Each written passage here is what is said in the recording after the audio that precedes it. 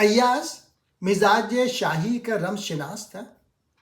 اس نے ہیرے کی ظاہری چمک دمک سے آگے دیکھا اور حکم شاہی کو ہیرے پر ترجیح دی۔ اسی سبب سے وہ مقرب ٹھہرا۔ وزراء اور امراء نے ہیرے کی چمک دمک دیکھی، وہ اس میں کھو گئے اور حکم شاہی کو نظر انداز کر دیا۔ انسان غفلت اور گمراہی میں پڑھ کر حقیقی یعنی اللہ تعالیٰ کو بھول جاتا ہے، جس کا نتیجہ ذلت اور خواری کے سوا کچھ حاصل نہیں ہوتا۔ خوشنما اور قیمتی موتی دربار شاہی لگا ہوا تھا۔ سلطان محمد غزنوی تشریف لائے۔ تمام وزراء اور امراء حاضر خدمت ہیں۔ بادشاہ سلامت کے ہاتھ میں ایک موتی تھا۔ اس نے وہ ہیرا وزیر کو دکھا کے پوچھا، اس موتی کی کیا قیمت ہوگی؟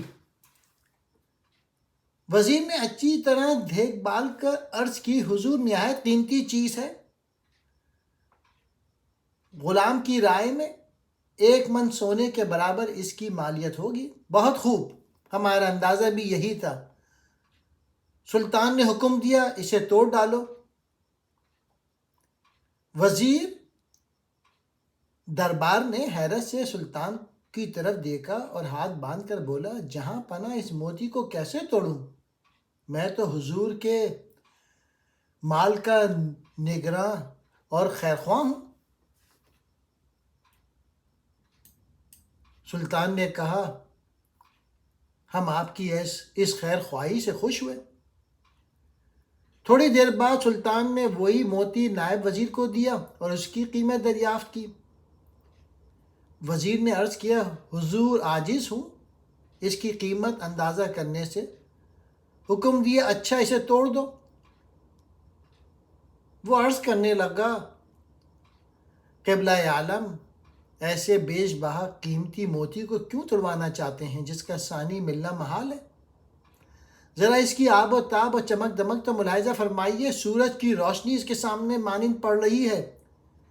میں شاہی خزانے کا نگہباں ہوں، اسے توڑنے کی کیسے جرت کر سکتا ہوں؟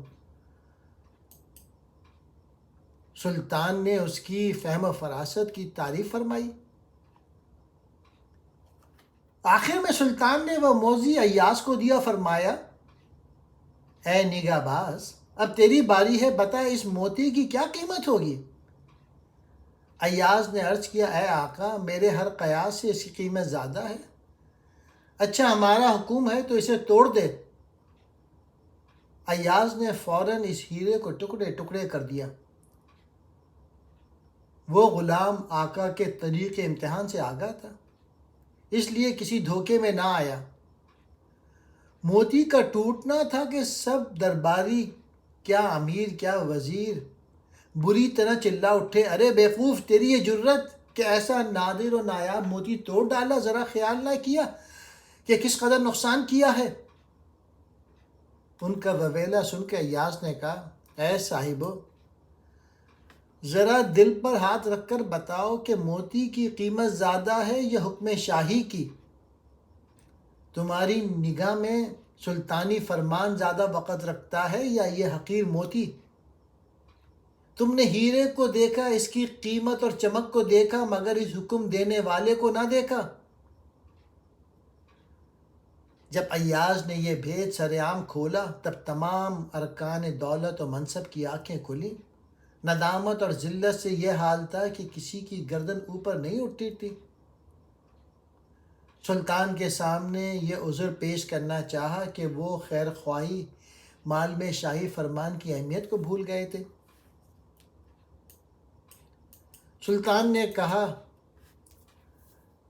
معمولی پتھر کے مقابلے میں تم میرا حکم توڑنا زیادہ ضروری سمجھتے ہو۔ یہ کہہ کے شاہی جلاد کو حکم صادر کر دیا، ان سب نافرمانوں کی گردن اڑا دو۔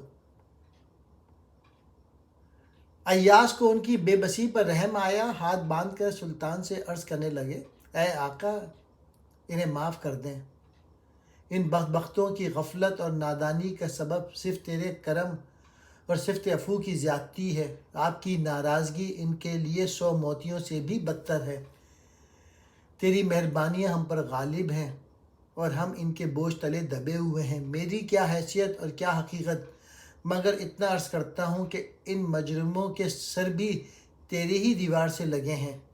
بے شک یہ بازی ہار گئے، مگر اتنا تو ہوا کہ اپنی خطا اور اپنے جرم سے آگاہ ہوئے، اس لیے انہیں معاف کر دے۔ بادشاہ نے ایاز کی سفارش قبول کی اور سب کو معاف کر ڈالا۔